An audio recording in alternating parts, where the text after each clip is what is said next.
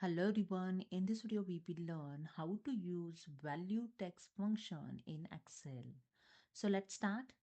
The value text function converts a text that looks like a number into an actual numeric value. So let's see how it's done. So first have some numbers. So here I used the value function. Use the is equal to and then enter here the value. Select the value function and in bracket I just select this number, bracket closed and enter. So you can see the same numeric value here showing. And for date, I just use the is equal to and use here the value function. And here then select the date, bracket closed and enter. You can see the Excel serial number for that date. So this is a serial number for date. Okay. And you can easily convert this serial number into date also again. Okay.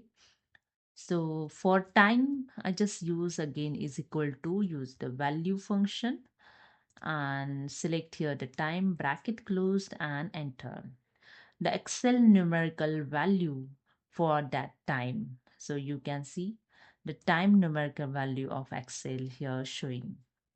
Okay, so this is the way you can use the value text function. And here you can see the value function is handy when you import data from text file, web pages or databases where the numbers or dates come as text. So you can use this way the value text function. Hope you understood. If you like this, please subscribe. Thank you so much.